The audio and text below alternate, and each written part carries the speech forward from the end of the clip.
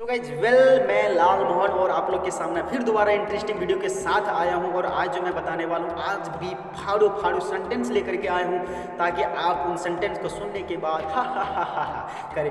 तो चलिए, अभी तक हमारे यूट्यूब चैनल को सब्सक्राइब नहीं किया तो प्लीज़ लाल बटन नीचे दबा करके सब्सक्राइब कर लें ताकि आने वाले नेक्स्ट वीडियो आपको सबसे पहले प्रोवाइड करूँ। सो गाइज, ज़्यादा देर न करते हुए मैं वीडियो को स्टार्ट करूँ। Let's go.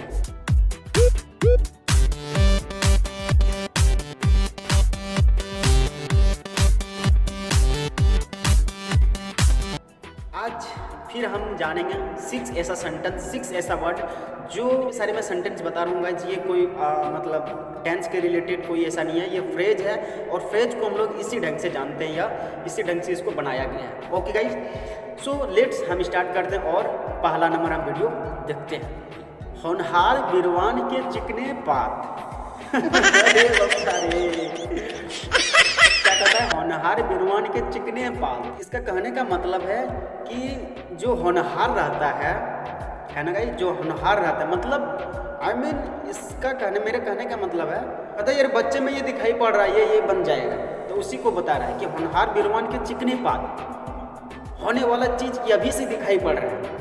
अरे ससुरा का दिखाई पड़ेगा, पड़ेगा तभी तो दिखाई पड़ेगा। तो चलिए देखते हैं इसको किस ढंग से इंग्लिश में इसे बनाया गया है। Okay guys, coming events cast their shadow before होनहार बिरवान के हो चिकने पात, ये इसका कहने का मतलब था।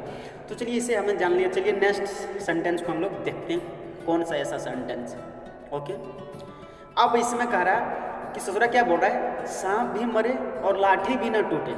सांप भी मरे और लाठी भी ना टूटे, एक फ्रेज है गाइज। इसे आप ये न समझें कि या कोई टेंस के रिलेटेड कोई सेंटेंस को हम लोग बनाए गए हैं। इसे फ्रेज है, फ्रेज के ढंग से इसे बनाया गया है। ठीक है गाइज, तो जानिए इससे जान लेते हैं। क्या बताया, क्या बोला है कि सांप भी मरे और लाठी भी नहीं टूटे। इसका कहने का मतलब है कि आप ऐसा काम करो, आप काम भी कर लो ताकि वो झगड़ा भी ना हो, काम भी करके आप निकल जाओ, किसी से कोई दुश्मनी भी ना हो। ओके गाइस, इसका कहने का यही मतलब है। सो इसे बनाते हैं किस ढंग से, kill the snake as well as have the stick. Okay guys, kill the snake as well as have the stick, सांप भी मरे और लाठी भी ना टूटे। ओके गाइज, तो चलिए हम लोग नज़र डालते हैं दूसरा सेंटेंस के ऊपर। ओके नाउ, रस्सी जल गई पर ऐठन न गई। अरे बाबा, रस्सी जल गई पर ऐठन न गई। रस्सी जानते हैं ना, रॉप जिसको बोलते हैं, रॉप, ROP, रॉप, रस्सी। वो क्या बता रहा है कि रस्सी जल गई पर ऐठन न गई। जैसे इसको हम लोग खोखा में या हिंदी में किसी ढंग से कैसे बोल सकते हैं कि यार तुम्हें इतनी ज़्यादा ठोकर पड़ी, इतनी चोट लगी, तुम्हें कोई फर्क नहीं पड़ा। इसका कहने का मतलब यही है गाइस। ओके, तो हमें क्या कैसे बनाएंगे, रस्सी जल गई पर ऐठन नहीं गई। Pride field no called, pride feels no called, रस्सी जल गई पर ऐठन नहीं गई है। सही आपने देखा होगा कि जब आप रस्सी, कोई भी रॉप को आप जला देते हैं और जला करके ऐसे छोड़ देते हैं, रस्सी तो जल जाती है, बट उसको जिस ढंग से बनाया गया था, जिस ढंग से उसको लपेटा गया था, वो उसी आकृति में वो रह जाता है ना गाइस। तो चलिए फिर हम लोग देखते हैं नेक्स्ट सेंटेंस, चौथा। अब देखो ससुरा कितना भयंकर लेकर के आया है।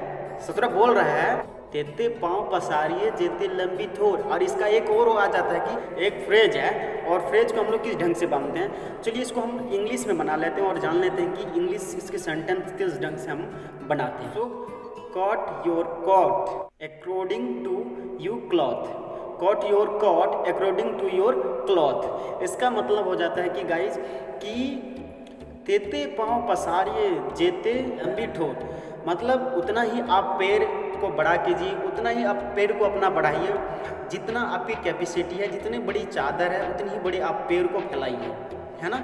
इसमें बहुत सारा सेंस हो जाता है, इसमें बहुत सारा मीनिंग आ जाता है। जितनी आपकी कैपेसिटी हो उतनी ही खर्च कीजिए, है ना। जितनी आपकी कैपेसिटी हो उतनी ही खर्च कीजिए। उससे ज़्यादा आप खर्च करोगे, आप अपना इनकम से ज़्यादा ही खर्च कर दोगे, तो फिर आप उसमें क्या हो जाओगे, डूब जाओगे। सो नेक्स्ट सेंटेंस हम लोग जानते हैं। जाको राखे साइया मार न सके कोई, जाको राखे साइया मार सके न कोई। ये शायद हमने कब पढ़ा था, आई होप 6-7 क्लास में हमने पढ़ा था, मैं तो भूल गया और forgeted it. So now don't about this that. हमारा मीनिंग क्या है, हमारा सेंटेंस क्या, जाको राखे साइयाँ मार सके न कोई। इसका कहने का मतलब एक और भाषा में हो जाता है गाइज कि जब हमें गॉड खुद सुरक्षित रख रहा है, हमें किसी से डरनी नहीं चाहिए। हमें जब खुद कोई बचा रहा है, सेव कर रहा है, तो हमें डरने की बात नहीं है, ठीक है। तो इसका कहने का यही मतलब है। तो इसको हम किस ढंग से इसको बनाते हैं गाइस, तो चलिए हम देखते हैं। What God wills, so first can kill. What God wills, no fault can kill. No fault can kill. Okay guys, तो इसका कहने का मतलब आता है कि हमें जो खुद सुरक्षित करने वाला कोई और है, तो हमें डरनी ही क्या है, हमें डर नहीं होना चाहिए, हमें कोई नहीं मार सकता, हमें कोई। अब देखते हैं नेक्स्ट सेंटेंस ऐसा कौन सा है, देखते हैं फिर आगे बढ़ते हैं। ससुरा क्या बोल रहा है, तो सुनिए। रोपे पेड़ बबूल का आम कहाँ से होए। रोपे पेड़ बबूल का आम कहाँ से होगे। जब हम कोई चीज आम का पौधा लगाते हैं, इसका कहने का मतलब जब हम आम का कोई ट्रीज लगाते हैं, पेड़ लगाते हैं, तो वहाँ बबूल का पेड़ कहाँ से आ जाएगा, है ना। वहाँ कोई फ्रूट का फल कैसे आ जाएगा, तो आम का ही रहेगा, है ना गाइस। तो इसका कहने का यही मतलब है कि रोपे पेड़ बबूल का आम कहाँ से आए। तो इसको हम लोग इंग्लिश में बना लेते हैं, किस ढंग से यह रहता है, चलिए हम जान लेते हैं। As you sow so you mow, as you sow so you mow. Okay guys, इसका इंग्लिश में यही सेंटेंस होता है। और ऐसे भी बहुत सारे सेंटेंस चेंज होते रहते हैं, ये भी आप याद करके रखिए, ताकि कि आपको अच्छी चीज़ें में आपको समझ में आए और चीज़ें और स्थानों पे आप बोल पाएंगे, ठीक है गाइस। तो आई होप आपको बहुत ही सेंटेंस में मज़ा आया होगा, आपने जिस सेंटेंस को बनाया और सीखा।